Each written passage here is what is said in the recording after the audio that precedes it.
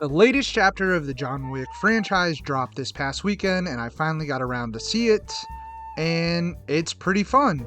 Like and subscribe and hit that notification bell. If you are new to the channel, check it out and let me know what you think.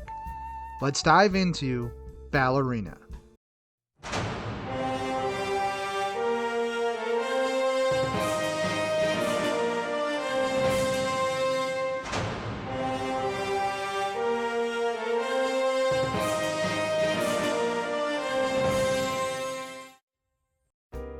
Ballerina is the first spin-off in the John Wick franchise. I don't know if we're going to get any more. I would assume so. I think this movie is doing pretty well, and I enjoyed it quite a bit.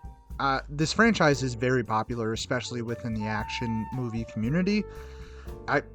For me, honestly, the past, I would say 15 years, it's on par with Mission Impossible, I think, in terms of like the best and highest quality action franchises on the market. I enjoyed the first four a lot to varying degrees. I think they're all good movies. I definitely think 3 is probably the worst one, but it's still a very, very fun film.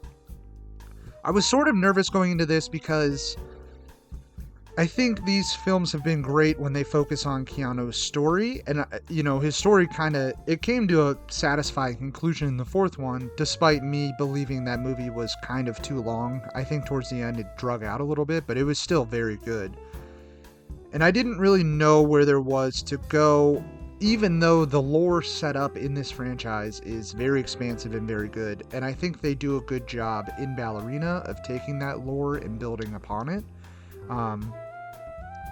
This character, Ana de Armas's character, Eve, is a ballerina assassin who's a part of the Rosca, who we've seen in the previous films. I think mostly 4, maybe? 4 or 3? I can't remember. We've seen them before. They're a clan of these women assassins who, their normal everyday lives, they perform as ballerinas, but underneath, they're all just these deadly killers and hit people.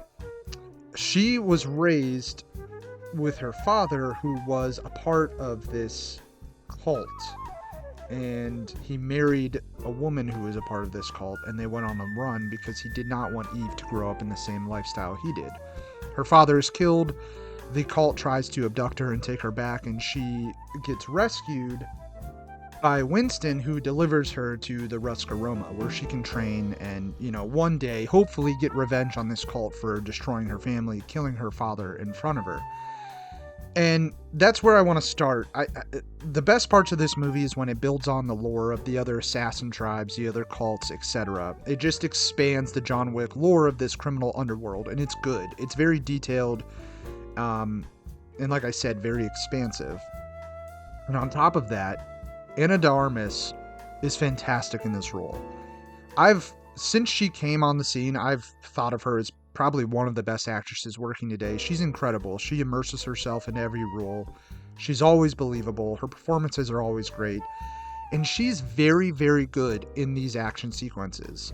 I was a bit apprehensive because we've kind of hit a wall in movies nowadays, especially action films, where it seems kind of ridiculous when these tiny women, not just women actually, tiny men, are just tossing around big ass dudes and like very threatening assassins like it's no problem. And it kind of throws the believability factor out the window when you have these tiny actors or actresses who have like no muscle tone to their body just doing work on these lethal assassins. I do wish they would have had Armas put on a little more muscle in this movie to make it a little more believable, but she's such a talented actress, and she's so good at executing these action sequences that you never feel like it's not believable. She's so good kind of in this choreography, this dance she does in all of these action sequences, that you never think that that's a problem. And you never get a sense that she's just unstoppable force. Like, there's multiple times when she gets just totally messed up in these sequences. She gets a knife thrown in the back of her shoulder at one point, clearly impeding the way she has to fight. Her training, she gets messed up multiple times before she's able to overcome and like defeat her opponents. So they do a lot to compensate for just her smaller figure and making these action sequences feel very real. Along with that, the action sequences, as they are in the rest of these John Wick films, are incredible. They're all very tangible, all very real. Everything, for the most part, utilizes practical effects. They get very creative. There's a whole restaurant kitchen fight, which is a lot of fun. De Armas takes a lot of, just things around the kitchen to fight off these assassins, which is, I feel like, a lot of fun. In the John Wick films in general, John does get creative at times, but I feel like for the most part, it's just him and a gun or him and a knife. This movie does a lot with making the action sequences more creative and having De Armas use whatever tools are at her advantage. I think it does do better in that respect. The finale with the flamethrower duel is great. She's just burning dudes alive and things like that, which is a lot of fun. And I think all the action sequences in this, they feel coherent, they're easy to follow, and they're just choreographed very, very well. The story is also good. It's just kind of your classic revenge tale. It's not anything crazy. Her father was killed by this cult. She seeks revenge, and she, in the end gets that. Where I think this movie falters is when it tries to shoehorn John Wick into the story. I didn't mind having Keanu in this. There's a scene early on where she meets him, and it's more of a cameo where he's passing through the Ruska Roma, and she meets him, and she's in awe by him because she knows who he is. He's the Baba Yaga. Everybody in this world knows of him and knows how deadly he is. And they converse, and she's like, hey, how do I get to do what you do? And he gives her some very sage wisdom, advice, and he's like, you don't want to do this. Fucking get out while you can. And she's so confused by it. And he's just like, I liked that aspect of it where he's this man who's lived this whole lifetime of violence. And he's like, listen, you don't want to do this. It's just terrible for everybody. This guy's probably just aching when he goes to bed at night.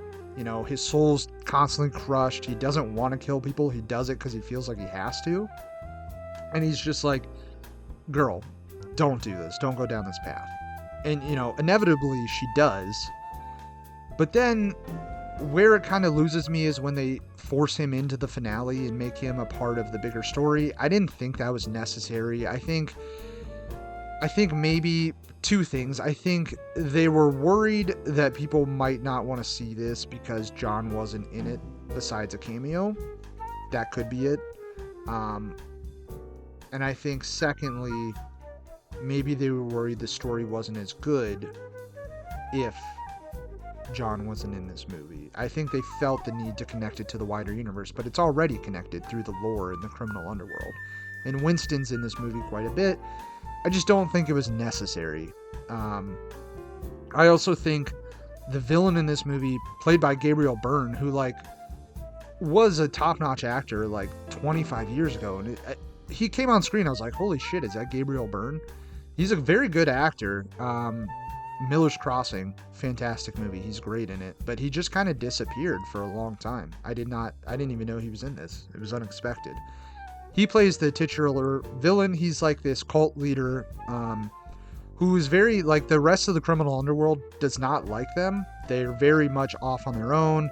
They don't abide by the rules that are set up in this universe, and they just kind of do what they want. They attack everybody, kill anybody they want, and nobody, gets along with them. The problem is, he doesn't have a lot to do. He's talked about a lot in the background. He's only shown a few times. I mean, his screen time is very minimal. He's all over the beginning of this movie when they kill Eve's father, and then he just disappears kind of until the end. They try to sparse in a few scenes where he's directing his henchmen on what to do, we gotta find this woman. But he never feels like a real threat. He doesn't get a lot to do. It's kind of wasted. I think the villain is the weakest part of this film. They also try to... It's alluded to in the beginning that Eve's sister was abducted by the cult and taken back. They try to bring her back in the end and have this emotional connection with Eve. Hey, I thought you were dead. Maybe we can get out of here together. And then her sister's just killed, and it's just kind of okay. I mean, I don't think that was necessary. I think if they wanted to set this movie up for a sequel, maybe the story could have been Eve finding her sister, but They just kind of introduce her. They get this little tiny emotional moment that you don't really connect with, and then they kill her off. It just felt very weird. But all in all, this movie is a very fun summer blockbuster action flick. I think in terms of the wider universe and the wider franchise, I wouldn't call it like one of the best. I think it's definitely better than 3, maybe better than 4, but it's a lot of fun. And if they continue down this path of spin-offs with this franchise, if Ana de Armas wants to come back, I would definitely welcome it. She's fantastic in this role. It looks like she had a lot of fun doing it. And honestly, with the lore that this universe is set up, I will always be around to kind of discover more if they want to highlight other gangs, cults, etc. I'm all for it.